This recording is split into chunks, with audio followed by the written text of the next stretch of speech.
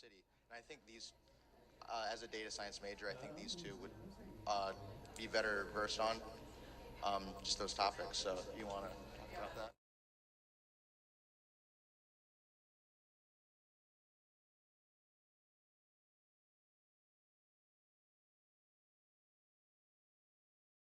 On the charter amendments was important, and it was also important that the rest.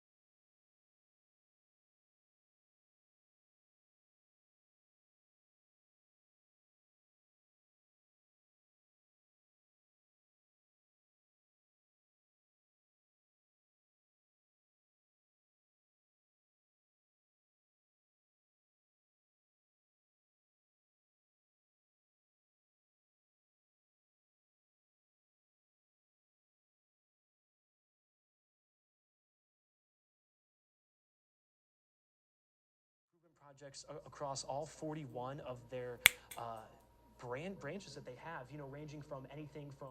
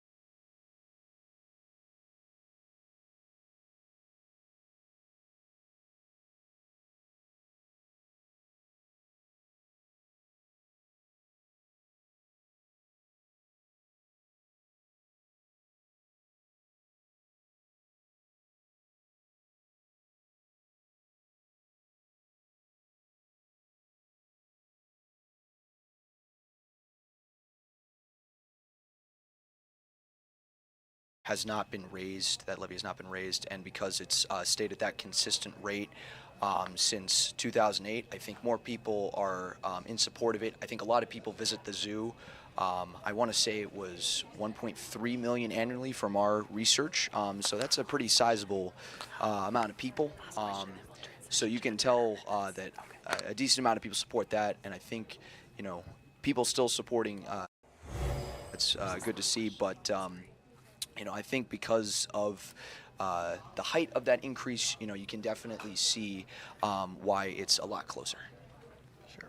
Maybe each of you could talk about what is the one thing that's sort of stuck with you as you've been out in the campaign, canvassing both for your candidates and seeing some of these issues.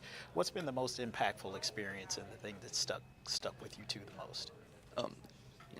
I think most people are willing to have a conversation, and that's something I was surprised about. I think a lot of the rhetoric in our country right now is political polarization and not wanting to talk about politics.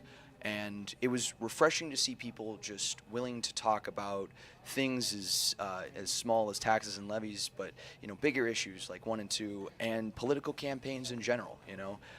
It goes to show that, I think at the local level, Cincinnati is still in tune with politics and is ready to participate. And that was something I was very excited to see. For me, the most significant thing is that I love to see that people they care about their environment. They want to have control over the things that govern their life. They want to contribute to public services. They want to have a say in these things that dictate their life. Thank you both very much. So we've got a couple of those county or ballot issues round one done. We'll invite up some other students to talk to us a little bit more about the other charter amendments on the ballot.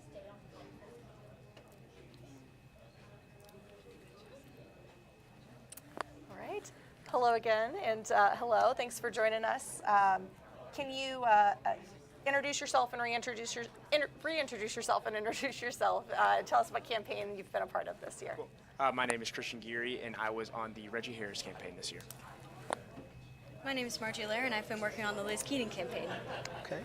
So both Councilman Harris and Councilwoman Keating, I believe, were very vocal in their opposition to the issue 24 charter amendment that was going to increase the earnings tax in favor of affordable housing. But I understand both of your candidates do believe that there is a need for much more affordable housing. So kind of talk about how to reconcile the two, their opposition to the charter amendment, but their support for more affordable housing.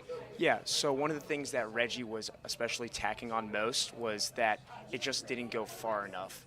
They didn't want to believe that just normal citizens would be forced to pay this slightly increased income tax. He believed that there should be more breadth as into what's exactly going on. He understands that affordable housing is something that Cincinnatians really need to focus on, especially upcoming. They just don't believe that raising the tax on regular citizens is right along the way to do it. Chargie? Yeah, Councilwoman Keating believes pretty similarly. Yeah, I'm not super familiar with her position on the amendment, but yeah, I know that she does support affordable housing and that she thinks there are better ways to do it than this amendment.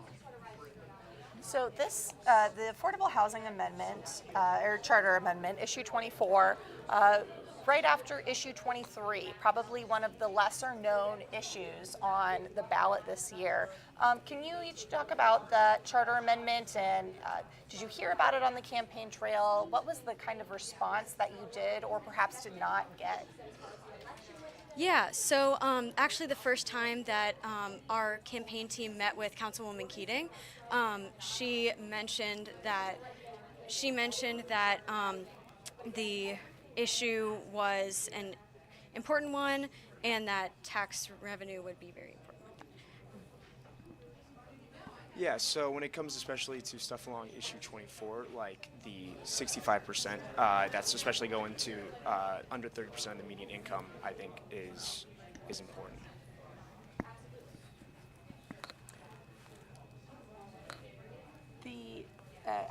Sorry, along the lines of, so other issues on the charter amendments. Issue 23 was not as familiar with candidates. It was not endorsed by the Hamilton County Democratic Party. Did you hear about issue 23 when you were out in your campaigns, or has that been one of the under the radar issues in this pretty loud election cycle? Yeah, I believe that there were definitely more issues, especially like issue 19 and issue 22, that definitely took like more of the front when it came to how citizens reacted to it.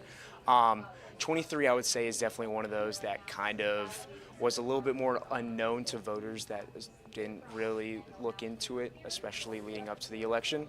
And I think, it definitely flew under some radars. Yeah, issue 23 is one that is extremely important to Councilwoman Keating, as she has repeatedly emphasized throughout her time as a council member and on her campaign. Transparency is very important in city council government.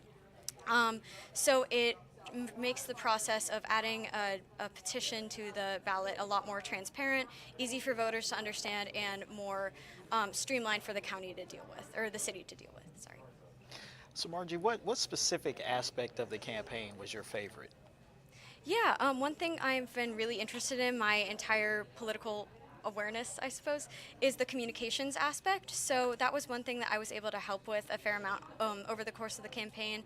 I was sent text for radio ads, emails that were going to be sent out. I helped edit some of the literature. So that was really a valuable experience and really interesting to learn about and kind of see how that works on a local campaign level scale. Yeah. And I personally enjoyed going out, canvassing, and meeting, especially with different voters, especially in a bunch of different neighborhoods. Traveling around Cincinnati, just meeting different people, just seeing exactly what they're believing in, how certain issues personally affect them. I think just more personability, especially meeting new voters, I think is crucial in help making sure that their voice is heard every single November. As you've been out on doors and getting to talk to voters, representing your campaigns, how have you gotten to know the city in a different lens? And are either of you from Cincinnati? Is this your first kind of real entree into all the neighborhoods? And what has that experience been like, learning about the city and its people? Yeah, so I did not grow up in Cincinnati, but going around to all the different neighborhoods, it's nice to see that there's a bunch of different like cool places, like places I just wouldn't expect to see in a city. But there was a lot that I had enjoyed, just visiting a bunch of different like historical artifacts, especially that are like cornerstones of a lot of the different neighborhoods in Cincinnati. I think that was my favorite part, just going out and seeing all of those. Yeah, I grew up in Cincinnati. I've lived here my whole life. So going to a lot of these neighborhoods was very familiar for me, but I also went to some areas that I wasn't quite as familiar with or hadn't been to for more than just a visit or two. So getting to see a little more of the city that I thought I was so familiar with was really interesting and a really great, enlightening experience, yeah. All right. Well, as your candidates are fighting to keep their spot in City Hall, we're going to toss it right back over to our friends over on Plum Street. Yeah, thanks, Kevin and Allie. We really appreciate it. Back here at City Hall, hi, I'm Ann Thompson, along with Garrett Willie, Xavier Sr. Thanks for being here. And we just have to call out your socks. You have some special socks. We can't see them. Describe them. Yes, so this summer, myself as well as Ashley Finley, who I am co-anchoring with, we were interns for the U.S. House of Representatives in Washington, D.C. My family actually came up to visit me in the middle of the summer in June, and we went to Ford's Theater where Abraham Lincoln was shot, and they had a gift shop there with some really cool American flag socks. So that's what I'm wearing right now on Election Day. All right, very patriotic. So we've been giving you some county numbers. We want to let you know what's happening statewide. Let's talk about Ohio, issues 1 and 2. What are you looking at? Yeah, so we'll bring it in here to Ohio. So what we are looking at right now statewide is for issue 1, the one for protecting abortion services and reproductive rights, is about 60% in favor of this and 40% against. Then looking at issue 2, the one to legalize recreational marijuana use, we are looking, that one is a little bit more close on the margin here with about a 55 in favor and 45 against. All right, very good. Let's talk about Kentucky. And so the governor's race, we want to let you know about that. Many more results in for Kentucky, about 75% of the precincts reporting. Current Governor Andy Beshear is ahead, 53% to 47%. When it comes to Attorney General, Coleman leads Stevenson, 58% to 42%. Also, we've got the Secretary of State's race. Adams, the incumbent, 61% over Wheatley, 39%. For Auditor, Ball over Reeder, quite handedly. State Treasurer, Metcalf over Bowman. And for Agriculture, Shell leads Enlow. And I wanted to mention, Garrett, that there was something kind of interesting I found out. WVXU was reporting this, that Kenton County gave you some flexibility when it came to voting. So what happened is, if you lived in Kenton County, you could cast a ballot at any of the 38 polling locations. So if you had a pre-printed ballot, if yours was pre-printed, you had to go to your assigned location. But if you chose to do the express vote, which is just a touch screen, you could go to any of the locations. So that made it a little bit more flexible. That was not an option in Boone and Campbell counties. So Garrett, what else should we talk about? At the Board of Elections, they kind of went over some of the issues. I don't know if we finished up on issue 22. Maybe we could go back to that one, the railway one. I wanted to add on that some people might wonder why the city owns a railway. And so I know that there's some history behind that, and Cincinnati wanted to connect to the South, and the Ohio Constitution prohibited the city from loaning money to an existing railway. So they paid $18 million to build it. That's sort of how we ended up with this railway and the tracks going 337 miles all the way to Chattanooga. Well, and I really do think that is the whole history behind it is partially what makes this such a controversial issue. People who oppose the city selling the railway are saying, we should protect this public entity, and if we sell it, we're never going to be able to get that back, once it goes private.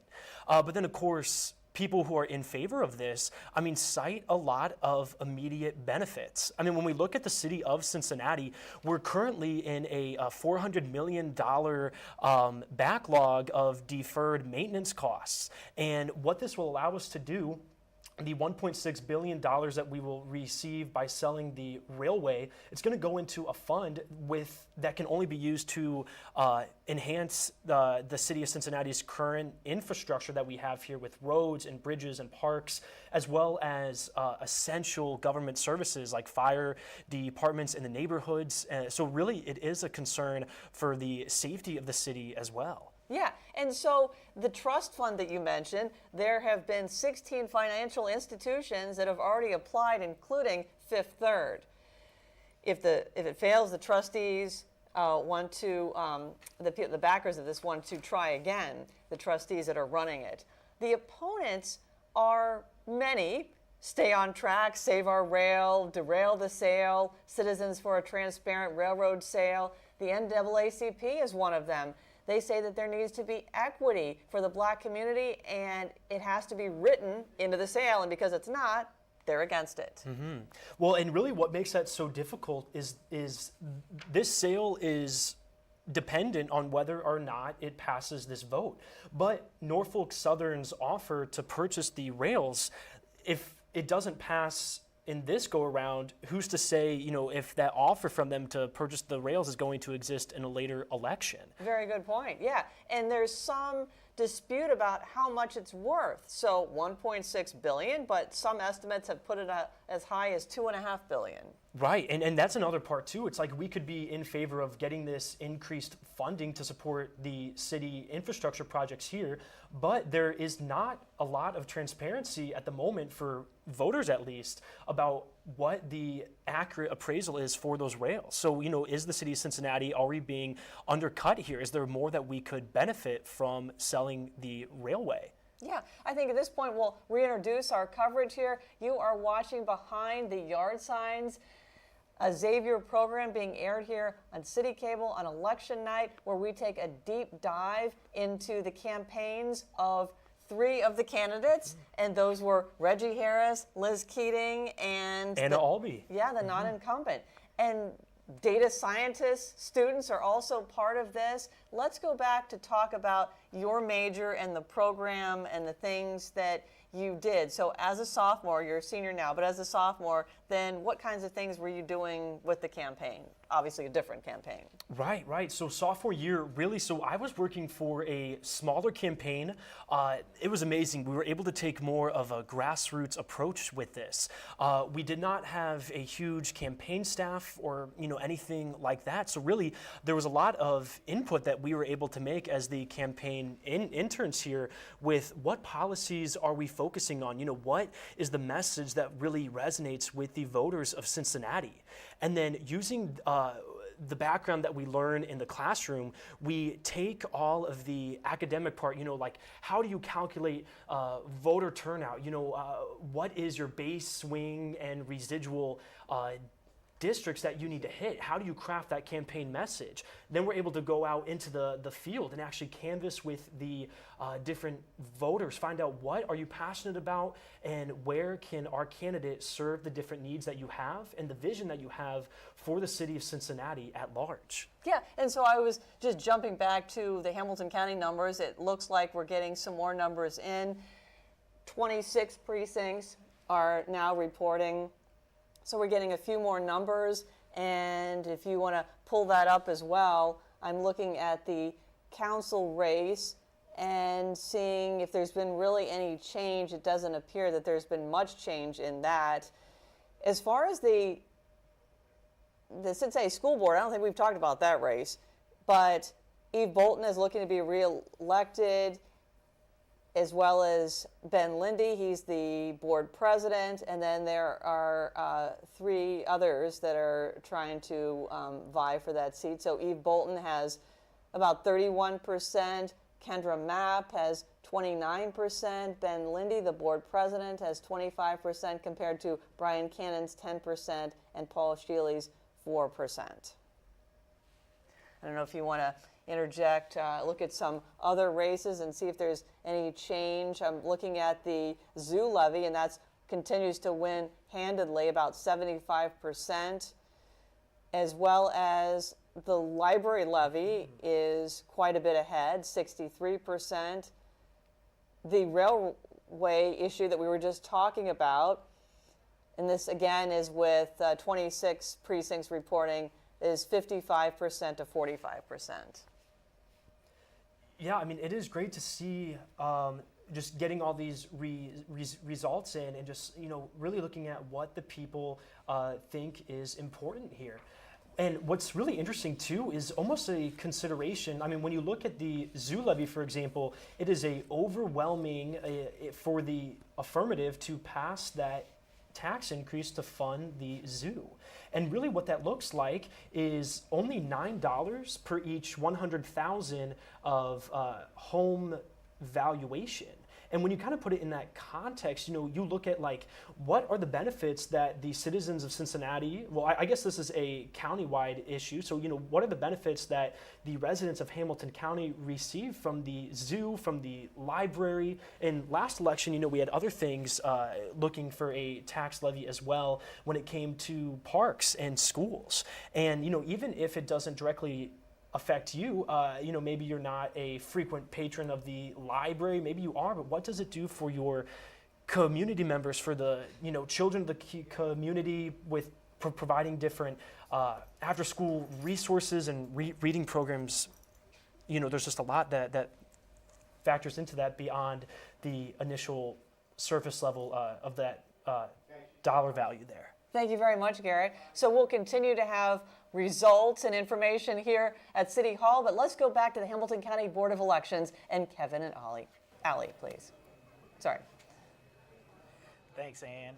So we're back here at the Board of Elections, and we've got some data analytics students who are here with us, who are going to talk a little bit about their experiences on the campaign and how they were able to bring their unique skill set to bear in the campaigns that they were working on. So thank you all for joining us. So why don't you introduce yourselves here and tell us which campaigns in particular you were working on. My name is Daniel Kwesa.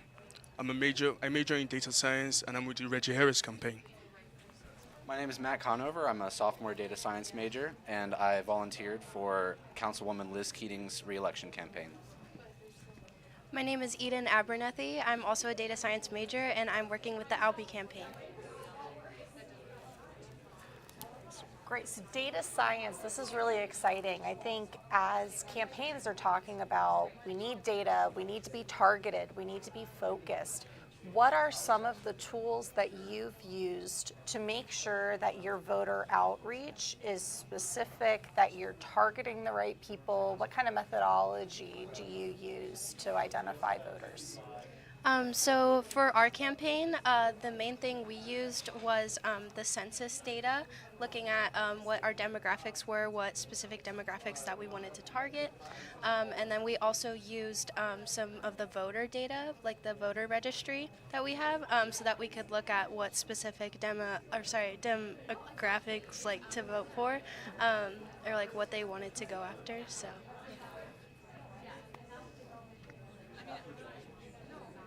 Yeah, your thoughts on some of the methodology or pieces that you took in when you were working with Liz Keating's campaign? Yeah, so a big part was working with the demographic information, and like Eden just said, we had our census data that we used to target our demographic informations. It was also about making our base swing and residual maps. That was a big part in picking out which precincts that we wanted to target specifically, which ones were a little more uncertain, and we just wanted to, and it also was helpful to get the demographics within our base swing and residual precincts. That way we could find out more about what a typical base precinct would look like and what a typical swing precinct would look like. Yes, like Eden and Matt said, what we did was look at the precinct, look at the data tables, look at the census we had. We also looked at the previous voter turnout from the year 2019, 2021, and 2017. And that's how we were able to get our base, swing, residual, our previews, all those data tables. So Daniel, were there any interesting insights or discoveries as you were looking through the data that you had collected that had a specific impact on the campaign of your candidate? I'm sorry, what did you say? So were there any interesting insights or discoveries that you made through the analysis of your data that you collected that came to bear on the campaign specifically? Yes, we actually found a lot of very valuable information from there. We found that some areas like North Side seem to have like a higher base turnout for Reggie Harris, since that's usually his community and all those things.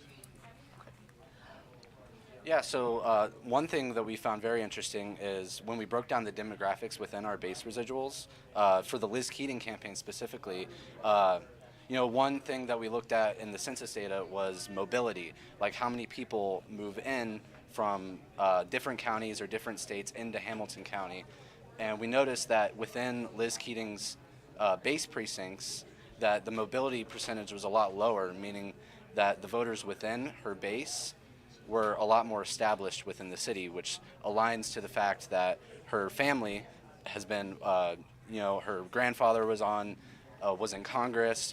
It's a very recognizable name. So it was interesting to see, sort of breaking down the demographics. Yeah, and then when using the voter registrar data, we were able to look at what specific people were registered as Democrats, and their addresses were actually on there, so we were able to use that to pick specific houses to knock on for our canvassing events. So that was very useful as well. Sure.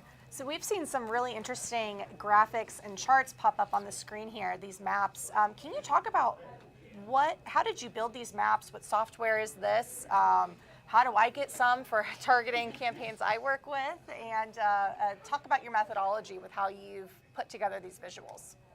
Yeah, so the main program we used was R Studio with R programming. So we were able to create a lot of different graphs using that. And I don't know, would you like to talk more about that? Yeah, so we use R a lot, which is a programming language that we've been working with a lot over the past few months. And the main advantage with R is just being able to, you have a data set, like we have a large data set with census data, and we have another one with precinct data. And one of the biggest challenges with this was aligning the census data with our previous voter precinct data, because the precincts don't align with the census blocks. So that was an interesting, geometry problem in order to get a data set that had census information for each precinct.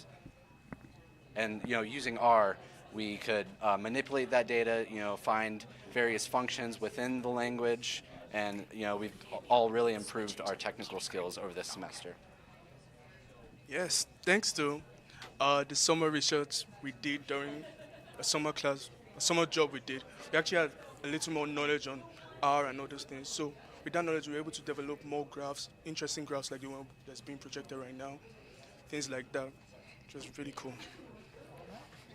Well, Daniel, Matt, Needham, thank you all for joining us and sharing your insights. Very interesting stuff, and look forward to maybe hearing a little bit from you a little bit later on. But next, we're going to bring up another group of students from the Liz Keating campaign. Thank you. Thank you.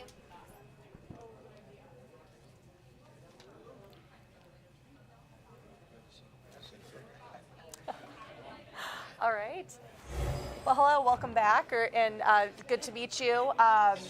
We could have you introduce yourself and your connection with the Liz Keating campaign, and then we'll dive into some of the new numbers that have come out. Right, so hi, I'm Noelle DeLumpa. I'm a philosophy, politics, and the public major, and I'm on the Liz Keating re-election campaign. It's just been super fun to work with her, especially as she's an incumbent, so this isn't her first time, and we really got to know her strengths and weaknesses, as well as just how to really keep that name recognition throughout the whole campaign. It's been really fun. Hi, I'm back. My name is Matt. I'm a data science major. I'm a volunteer for Liz Keating's campaign, and yeah, it was just great to get to meet her. As someone who wasn't exactly well versed within local politics, it was interesting to learn more about our city. And absolutely, I'll second with Matt that it was really interesting to learn about the city's demographics through the Keating campaign. Of course, as a endorsed Republican, it is interesting to run a campaign where you are going against, a 9-candidate Democratic slate and basically trying to break through that. So it has been interesting to say the least, but we're cautiously optimistic that we're going to be able to break through that slate tonight. Right.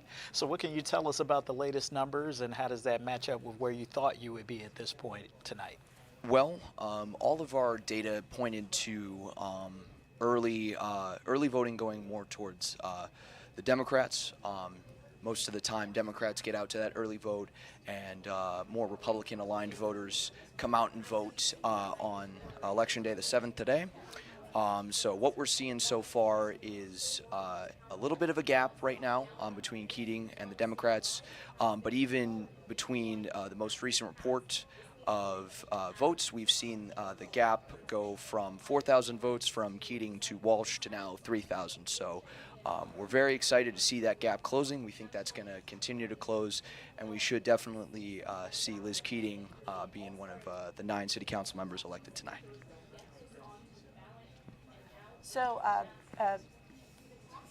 as this gap is closing, what are some of the areas where you haven't seen votes come in yet that you're hoping will bring home a win for Councilmember Keating? Yeah, so a lot of the base precincts haven't come in yet, especially the areas in the city along the river that are that we're very hopeful that are going to be that the areas around the river that will increase close that gap behind Seth Walsh. And No, sorry, go ahead. oh, Go sorry. ahead. Noel, what are we seeing in terms of what kind of turnout is left? What are you expecting with voters that still have to come out no matter where they are in the city? Right, so I know that currently for Cincinnati as a city, the turnout right now is 38%, if I'm correct. And then for Hamilton County, it is 47%, which is very staggeringly high, which is really, it's really positive to see that there's so much turnout and engagement with this election. And we're excited to see where those areas, or where more voters will come out, and especially our base areas such as like Hyde Park and Riverside and other cities of that nature. Yeah, as you guys were out on the campaign trail campaigning for Councilwoman Keating, you know, a lot of times voters feel like it's good to have a mix in government bodies, to not have one-party rule in anywhere. Were you guys getting that sense from the voters that you were talking to out on the campaign trail, that they like to have the idea of having a Republican presence on Cincinnati City Council? Absolutely. It's definitely an idealistic aspect just because we know that it's kind of, we're in polarizing times, but it is interesting to note that Liz Keating is actually the only Republican council member in the 8 largest cities in Ohio. So having that Republican perspective is crucial, especially with political diversity, and that's been a really huge aspect in our campaign and how we've been going about the campaign trail and speaking with voters. You know, in my campaign experience, yeah, we have absolutely seen that sentiment as well.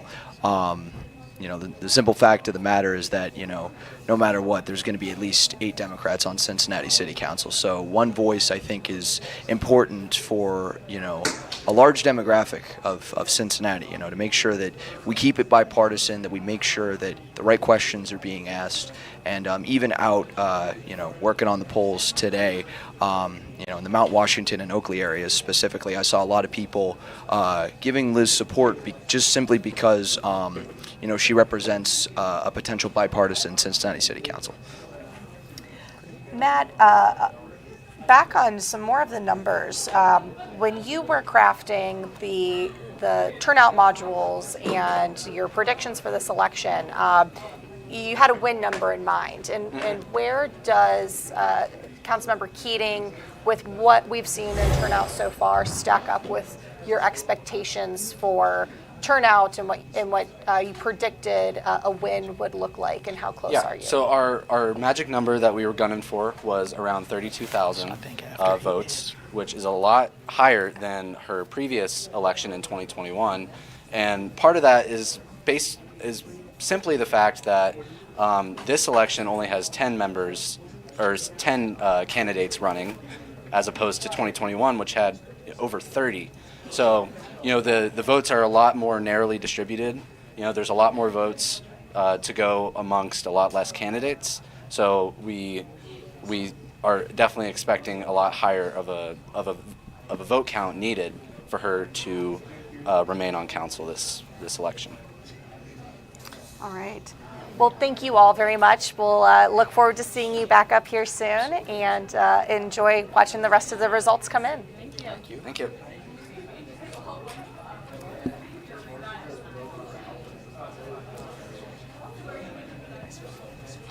Great, gentlemen. So why don't you reintroduce yourselves to our audience tonight? Yeah, I'm Jack Swaysgood, and I'm a data science major working with the Reggie Harris campaign. Hi, I'm Daniel. I'm a data science major, and I'm working on the Anna Albee campaign. All right. So let me ask you, gentlemen, are there any surprising results at this point? Are you seeing anything in the election outcomes so far that didn't match up with your data analysis or predictions at this point? Can I talk a little bit about that? So as the data comes in, at least for my group, I'm on the Anna Albee campaign. We're very pleased with the results. We're cautiously optimistic, but so far, of the early voting that's come in, of everything that's come in so far tonight, we're very pleased with how we're doing. We think we're meeting and exceeding our expectations, so we're very pleased. Kind of to talk about a little bit what Daniel said, but with my campaign, with the Reggie Harris campaign, we're very happy with how it's going so far.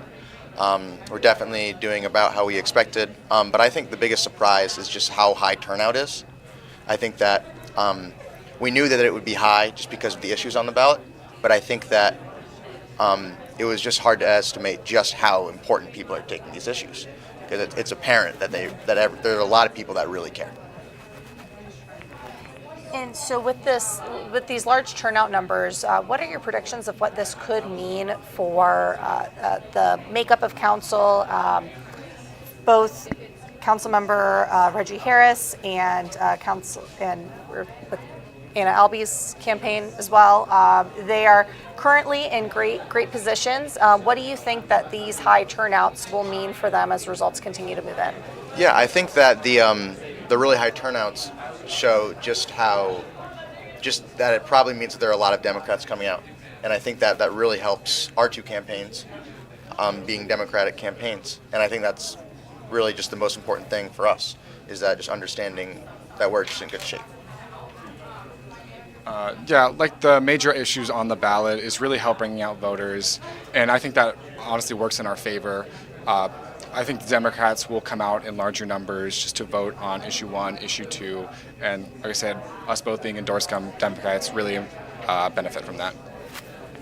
Obviously, this campaign has given you guys an opportunity to put some of your academic skills to use here. How has your experience on this campaign impacted your future outlook, and maybe how you might be using those academic skills moving forward? Yeah. For me, I've always been a numbers guy. I loved working with numbers. The thing that this campaign has brought me the most was putting faces to the numbers. Like, I've always loved working with numbers, but this campaign has really put into perspective how it affects real life. I've gotten to the pleasure of going door to door, knocking, getting to know these voters. So they're not just numbers anymore. They're real people. There's faces behind these numbers, and I think that's really going to benefit me in my future career. Now I just have a new perspective on things. I think like a lot of people that are in this field, like at least there are definitely a good number that get into this field because of just how drawn they are to like statistics, especially in like sports and whatnot, and just how so many young people are passionate about that. And then I think with both our summer internship that we did, talking about retention data in the university, talking about how we can how the university can change things, and then as well with our campaigns that we're on, it just shows us how broad this can be and how important it can be just to help, really just help different sorts of businesses and different sorts of like the university just help it run better and more efficiently. So with the data that you've gotten to work with and the systems and the software that you've used, what are some of the components that you wish could be brought in to understand this data better? What were some of the inputs that, as you were going through the data or as you're seeing results come in, that you felt could have been lacking that you would bring into future analysis? For us to understand, or for people that we would be presenting to understand? Or for our own? Yeah, for your own okay. understanding. Sure. Yeah. I think that accessibility to data can be challenging sometimes if you're trying to find a certain thing. It can be challenging to find that exact thing, right? And there's most of the time you can kind of mess around with the data and find something that's very similar to what you're trying to find. But I think that accessible data can be a main obstacle for working with data science and things like this. So a large part of our project was working with census data, and I would say the hardest part of interpreting this data was that, so for voting precincts, they are broken up, but unfortunately they're not broken up in the same way that census tracts are broken up. So the census has these small block groups, and that's how they collect data. They sample the small block groups, and then they have their sample, but unfortunately they don't line up well, or if at all, with the voting precincts. So you kind of have to do a little estimation of, all right, this is mostly in this precinct, so we have to estimate. That's probably the toughest part of interpreting this data, was just getting those two to line up. You kind of have to draw in the middle of, all right, this is kind of where it is, but it's not an exact science. That was pretty difficult. Yeah.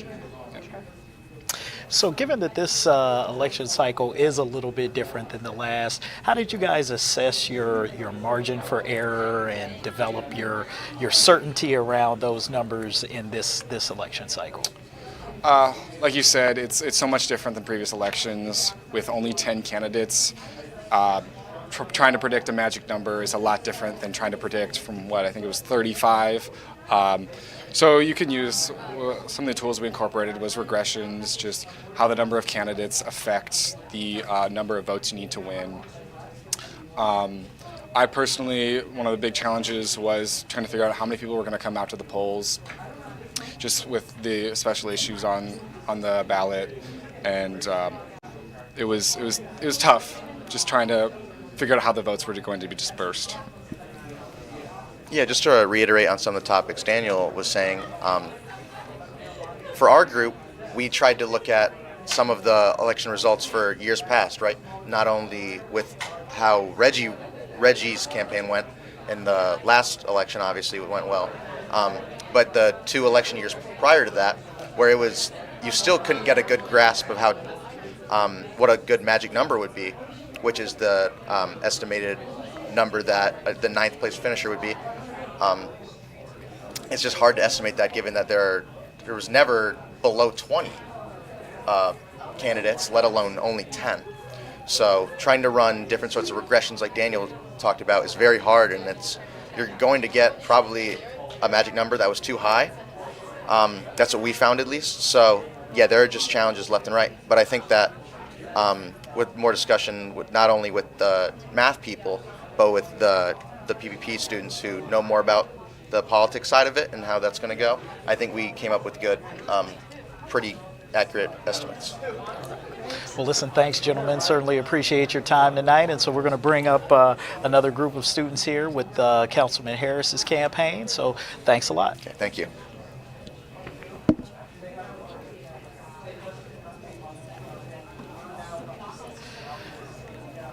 Welcome back, everyone. So how are the results looking at this point for your candidate? Reggie Harris is looking very well. He's in second right now as of this moment. That's awesome. That's great news. So Councilman Harris, I believe in his first election finished third, correct, in the running. Now he's second. What do you think has been the key for his continued strong running, continuing to run high, and even bettering his performance from the first time around? He's definitely doing a lot more to be engaged with our community. He is out at a lot more events. He's making sure that people are being heard. He's also out at canvassing opportunities, going around just like the rest of us, visiting a bunch of different houses, making sure that other voices are being heard. What about he is working right behind, and looking at the latest numbers here, right behind Vice Mayor Jan Michelle Lemon Kearney. And Councilmember Harris has raised a lot of money. Can you talk a little bit about the funding that's gone into this campaign? Daniel, some of how the fundraising and the resources that Councilmember Harris was able to deploy, how that's impacted the race? As a data science major, I don't really know much about the... Oh. Sure, okay. Well, yeah, if we want to, Olivia? Or, I'm sorry. Yeah, I'm not sure either. Oh, okay. Go. I think the funding has definitely impacted where he's been at. We focused a lot on the canvassing as well. So with the canvassing, there's a lot of literature being passed out. That was pretty much the main goal, along with getting his name out there. So there's a lot of billboards, name recognition type of stuff going on. So his fundraisers were geared towards name recognition. Okay, great. How did media coverage of the councilman impact the campaign, if any or at all, in your observance? I think, yeah, once again, being out in the community definitely helped. He's done a lot, especially with championing like affordable housing, especially in places such as Northside, which is where he resides. And yeah, he's done a lot around the city. He's actively out and about, making sure that projects that they're working on in city council are being passed, and he's out there doing just a lot of stuff, especially when it comes to education and arts, which are two of his biggest focuses. So the data that's been used to help target voters, some of your classmates have talked about census data, voter rolls. What are some of the other data pieces that you've used, and how have you been able to make those different pieces of data work together? BOE records, U.S. Federal Census records. How do you combine that to give yourselves a workable strategy? Okay, so what we did was we tried to make as much, we tried to combine as much data as we could to try and see whether we could get like a proper graphical representation. But we failed to do that because everything looked messy. So we wanted to clean it up by using our studio, as we said earlier, as one of my fellow data science major said earlier. And from that, we were able to make this graph showing on screen right now that shows the base, the swing, and the residual data table.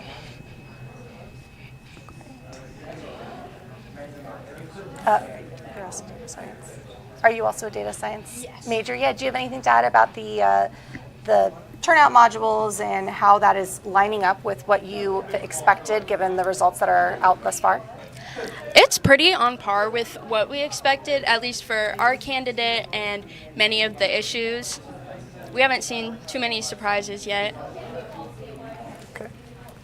So what's been the most interesting aspect of the campaign for each one of you in terms of what stood out to you most? I thought it was really interesting talking about projects that Mr. Harris and his team had been working on regarding like gentrification and how you can use data to take a look at that. That's obviously an important issue, and that was really interesting to hear. I think for me, the most interesting part about all of this is getting the inside look on how things work and how all the money is spread out and how much managing there is going on and how much one person has scheduled, and like 1 hour is a lot for me to comprehend. But I look at it and I'm like, wow, that takes a lot of work, and I think that's just the most amazing experience so far. As an international student, I didn't really know much about this country's Democrats and all those things. But so far, thanks to the PPP and Mr. Harris, I've been able to learn more about this country's politics and all those things. Just being able to go around and see all the projects that he's especially been working on, and just making sure that everyone's accounted for and that everyone's given what they need in order to be successful, especially in a city that's growing just like as Cincinnati is. Well, thanks once again, ladies and gentlemen, for your participation tonight and your hard work on the campaigns. And so now we're going to toss it back to Ann at City Hall. Yeah, thanks, guys. We have everything you can imagine, including data scientists. So thanks to Xavier students for that information. Also, we've got Xavier students here at the studio. Ashley Finley, senior, majoring in philosophy, politics, and the public. I always have to refer to my notes because you're saying PPP. I guess that's what it's known as. So thanks for being here. We've got some more numbers that have come in. Tell me, what are you looking at Ohio? Definitely. It's really interesting to see how the precincts come in over time. We often know that Democrats prefer to vote early. You know, they always say vote early and often, which is a great saying. So typically we see early in the night, the first couple votes coming through would typically be closer to the Democrats. I know 2 years ago when Liz was first on the ballot, the first votes that came in, she was number 12, and then now we're seeing her at the bottom as well. Interesting to see as well the differences. We saw 2 years ago Jan Michelle Lemon Kearney at the top and Reggie Harris right under her. So interesting to see that continuing. Looking at some of the statewide ballots, there's a lot for the Issue 1 and Issue 2. Issue 1, again, a self-executing amendment relating to abortion and other reproductive decisions. That is looking pretty decisive at the moment with about 57% yes. Looking at State Issue 2, which is commercializing and regulating to legalize the use of recreational marijuana. So that issue is pertaining to the ability of individuals above the age of 21 to produce, sell, and use recreational marijuana. There are a lot of conditions coming on with this issue, such as a 10% tax onto those who are producing, selling, and distributing marijuana for the use, which is interesting. A lot of different services have come and different entities have come in whether condemning or promoting this issue, which is really interesting. And a lot of people, have different opinions on this. So it's interesting to see that it is, yes, for the most part, 55% are in favor of this state issue. So thank you for that. Let's talk about Kentucky for a minute.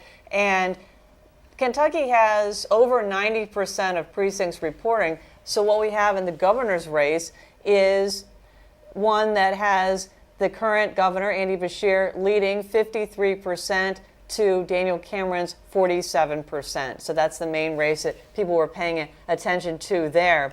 I wanted to mention that Kenton County allowed voters to basically, if they were going to do the touchscreen, to just vote wherever they wanted.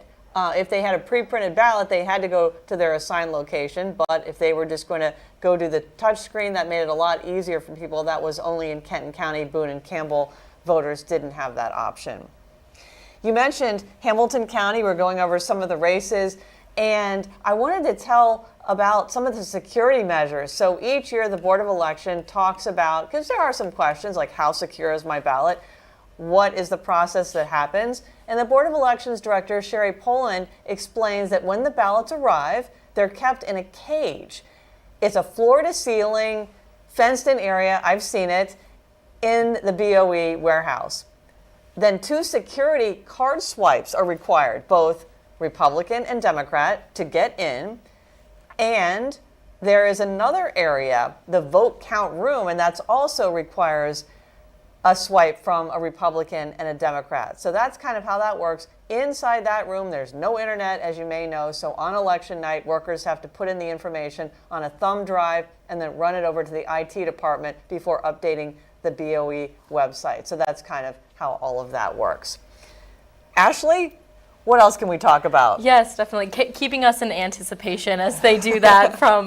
We're still waiting on results, and they're kind of slow coming in for Hamilton County. Looking into all of it. Definitely interesting for the Kentucky race. I know that they, Daniel Cameron is an up-and-coming. He was the Attorney General and now running for governor against the incumbent Andy Beshear, which is really interesting considering how red Kentucky seems to be and how they are able to keep a Democrat governor in play there. Interesting as well, early in the night we saw Daniel Cameron at 57% and then slowly closing in, which is interesting compared to the different votes that we see in Hamilton County where more Democrat issues or individuals are the early voting, and it's kind of reversed in Kentucky, which is interesting. But still more to report there. So that's Kentucky, and you're seeing on the screen.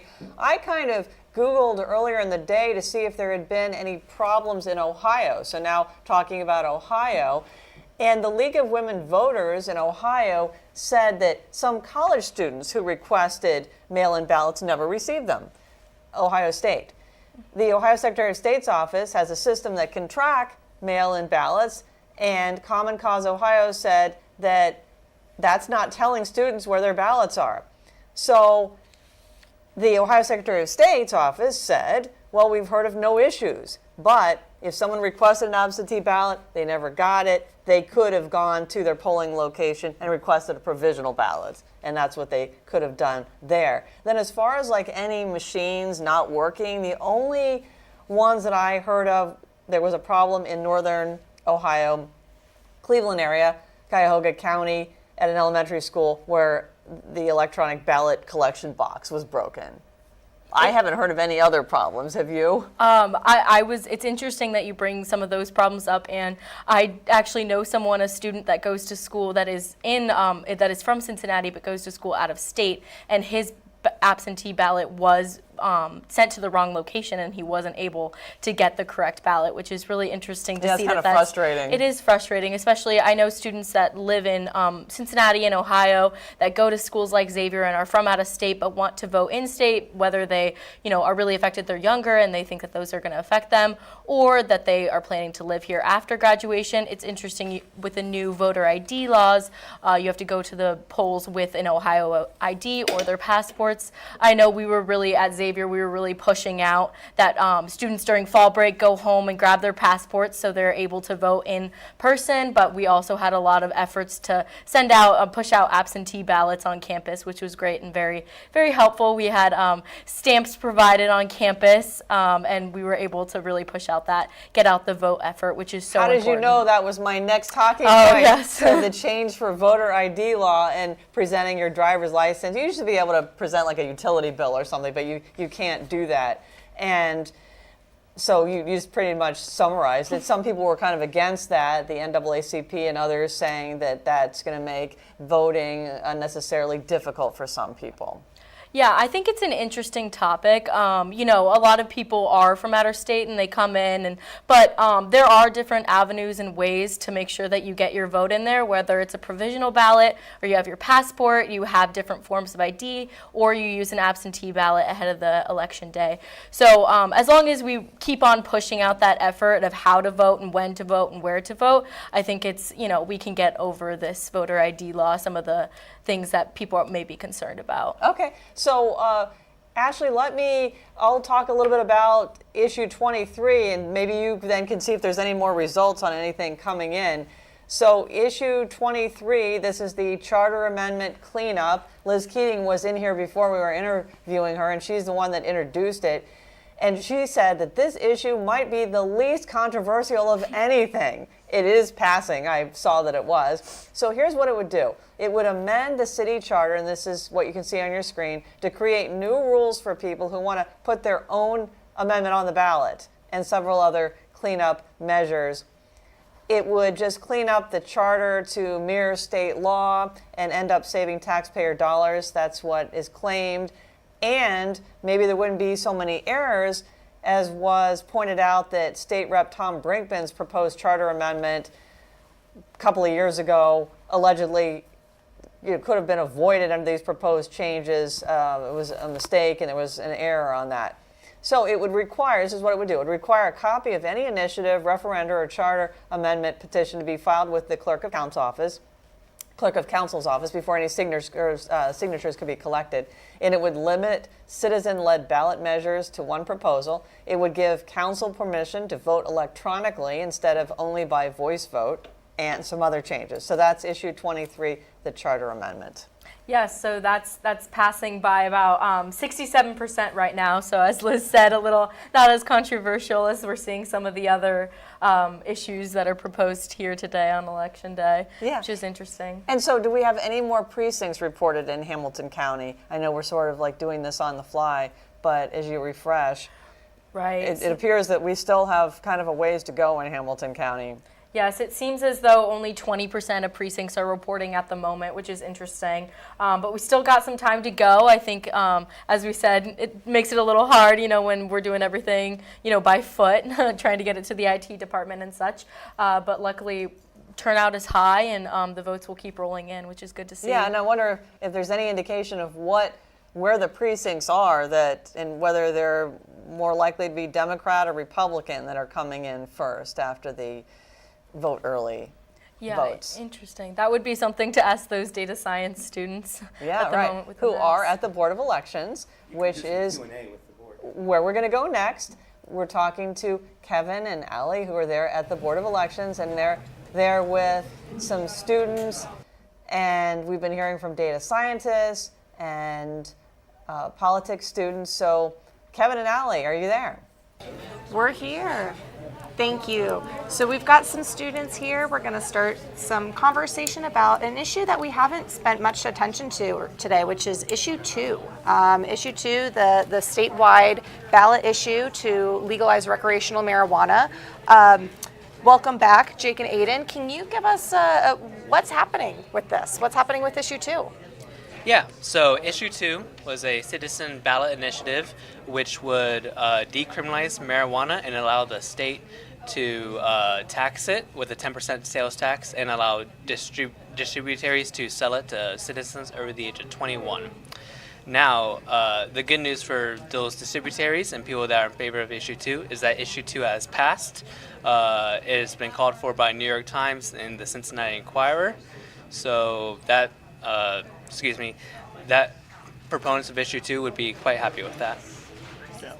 So, are you guys surprised by the result and how big issue 2 won on this evening? It seems like culturally, a lot of the views on marijuana, not just medicinal marijuana, but recreational marijuana, have changed, particularly in a state like Ohio, which is mostly considered to be a pretty conservative state.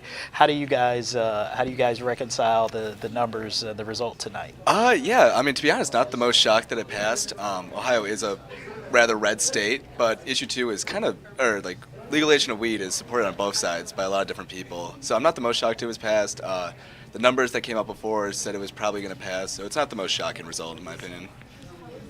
So medicinal marijuana has been legal in Ohio for a few years now, and as recreational marijuana passes this evening, do either of you anticipate some resistance in Columbus, the Ohio legislature putting some more roadblocks or opposition now that this ballot measure has passed? Totally. I think that is definitely a possibility, and that's because even though this has passed, it now has to go through the Ohio State Legislature in order to get some approval. In reality, in political reality, this is a way for the legislator to gauge the interests and opinions of Ohio voters. And I could definitely see that this would have some resistance, especially from law enforcement groups and health agencies. Many health agencies didn't endorse issue 2 or just really give any opinion on it. And the Ohio Fraternity of Police encouraged its members to vote no on issue 2. How did your particular candidates come down on this particular issue? Because I know even Cincinnati took some measures within the past few years to kind of decriminalize marijuana within the city of Cincinnati. Was this something that came up on the campaign trail with your candidates and folks kind of interested where they stood on the issue? To be honest, it wasn't something that Reggie Harris, who I worked for, talked about too much. However, he did make it clear that he supported passing this amendment. Like many other Democrats, as the Democratic Party obviously supported passing this amendment. Yes, my candidate, Anna Albee, supported passing issue 2, and she also would like to advocate for a law that would void the criminal records of inmates and previous citizens that are incarcerated for marijuana offenses. That's a great point that you made there about the legalization of marijuana and the racial and justice system challenges that are at play here. When you were out at doors, even if it didn't come up as often as some of the other issues on the ballot, were those racial justice concerns regarding marijuana or other racial justice issues prominent on the campaign trail? Not that major, but yeah, it did come up a few times. I've heard a few people ask me about it. They wanted to know what Reggie Harris's stance were on it. It wasn't the biggest thing people came to me about, but there's certainly some questions. Was the ability to the ability to tax the recreational marijuana and the revenue that might be generated from that, how big was that in terms of being able to help this issue reach the finish line the way that it did? I think it was very significant, especially to voters who are hesitant on this issue, people that maybe may not engage with marijuana use frequently or at all. The idea of increased tax revenue for our state for increased services could be really appealing to them. Right. Well, it's a great transition. Speaking of tax revenue and services, we're going to bring up next some students to talk to us about issue 22, the Railroad Charter Amendment. Thank you, guys. Thank you, gentlemen. Thank you. Hi, welcome back. So there was no shortage of debate or feelings on issue 22, as I'm sure. Very somewhat controversial. A lot of questions around it. A lot of people in Cincinnati who really just kind of came into the idea that we even owned a railroad here in the city of Cincinnati. Talk about that as you guys were out canvassing on your particular campaigns. What were some of the things that you guys were hearing from folks about what they were confused about, or maybe more, what they wanted more clarity around on this particular issue? Yeah, so as you said, like people were kind of surprised that that the city they lived in owns a railroad. It's actually the only municipally owned railroad in the United States. So it became a very hotly debated topic. And to answer your question about how people felt and the questions that they had, it was primarily around the safety of coming about a year after the East Palestine crash. Like, if it's in someone else's hands, are we going to have something like that happen in the city of Cincinnati? As well as what the money will, that we could possibly get for it, and what it would go towards. All right, so it looks like there were just a big tranche of new precincts that just came in to report. We've been standing up here, so we don't have all the numbers, but it looks like 202 of the 562 precincts are reporting in Hamilton County. So with this new big tranche of numbers in, we've got more turnout numbers available. Let's take a look here of what that means for the Southern Railway sale in that issue. And the whether it's yes or no is cut off, but it looks like there's a decided margin here. Can somebody tell us which? Is yes still winning for 22? For issue 22? Well, so regardless of, issue 22, it's got a strong start here. So can you tell us about what you think has helped contribute to this kind of late in the stage victory? It was a very close race in those early vote times, but as the nights progressed, we've seen that gap widen. Right. I think that a lot of people have been considering this issue when it comes to the deficit that Cincinnati's city runs. The railroad sale would be put into a trust fund, and then the city of Cincinnati would be the only beneficiary. 5.5% of that interest would be accumulated and spent into public transportation, parks, fixing potholes, things around the city that we are in ownership of and that we are affected by daily. I think that the most recent, the closeness in the election has been the result of the issue not being focused on as much as issue 1 and issue 2.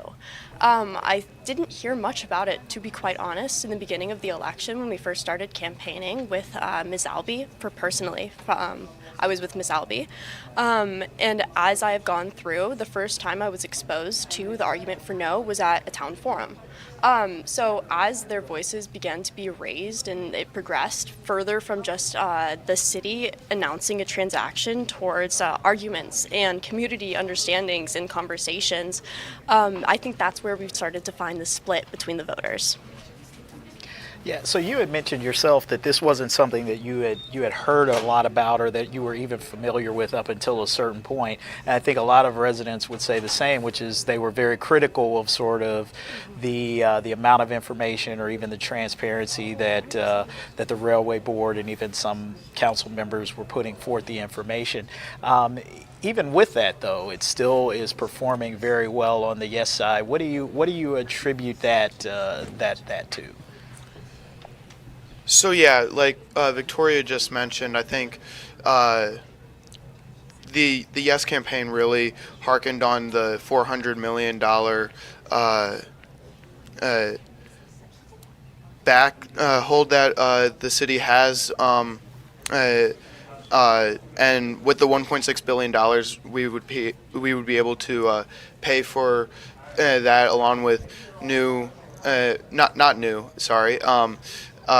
existing infrastructure improvements. And I think people are just fed up with certain potholes in certain areas, and another big thing has been clean drinking water and improving pipes in certain schools and stuff. That's one of the things I heard a lot on the campaign trail was to get cleaner drinking water in the schools primarily. So just the idea of increased infrastructure really sounded really promising to a lot of voters.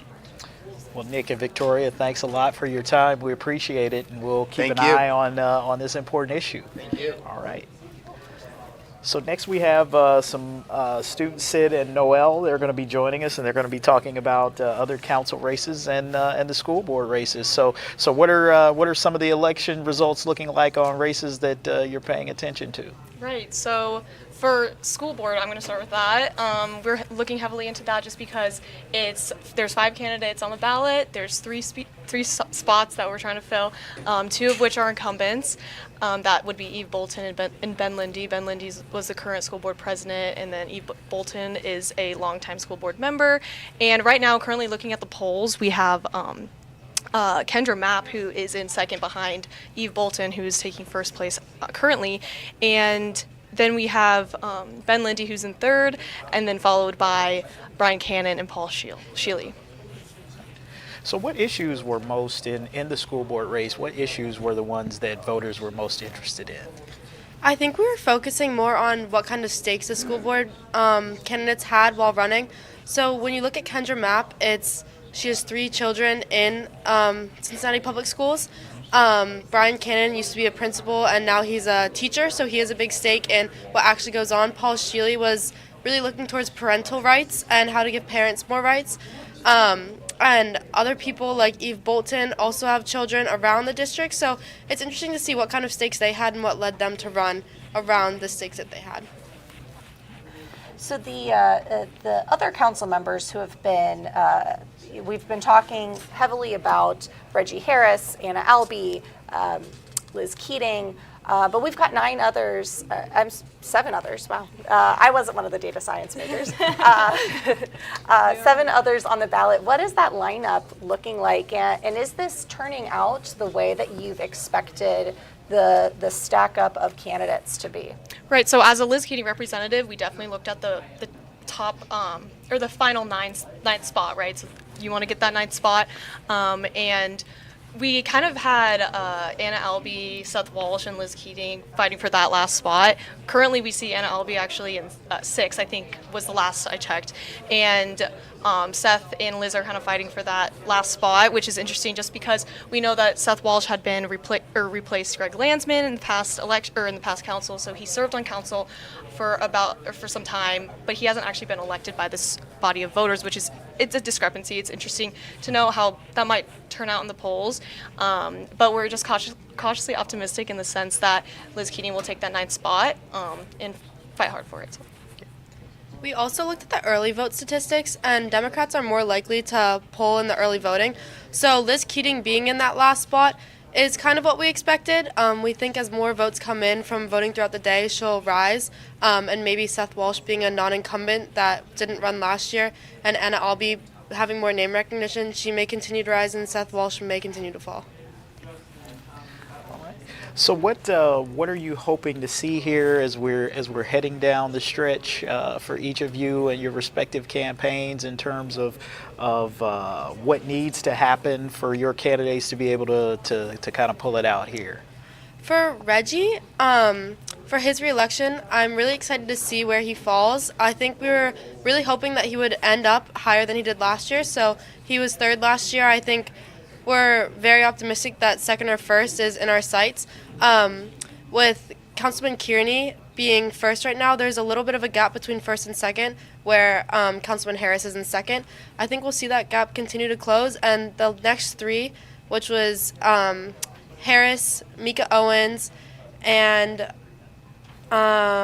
Victoria Parks, is very, very close together. And I think it'll continue to stay that way. It'll be a really tight race for 2nd, but I think Reggie may be able to come out on top and be up there with Kearney. How important do you think that is to Councilman Harris? I mean, obviously winning is the main goal, but being that top vote getter, how important is that, do you think? I think it's very important to him, but he's also very much a team player. So as long as he's one of the 9 seats, he's going to work with anyone, no matter where they fall. I mean, once the election is over, it doesn't matter if you were spot 1 or spot 9, you're still on city council. So I think no matter what, he's going to be willing to work with anyone, no matter where they finish. And I think if he's elected that vice mayor position, that would be very good for city council. I think it would be very beneficial to have someone in the younger generation have that spot. So first place finish would be very beneficial for him and the city overall. So bringing back to city council, so these races have historically gotten a little less attention, even though, like you mentioned, we're pushing for younger people, fresher voices on council, and we've got a whole school board that's helping shape minds here. The school board.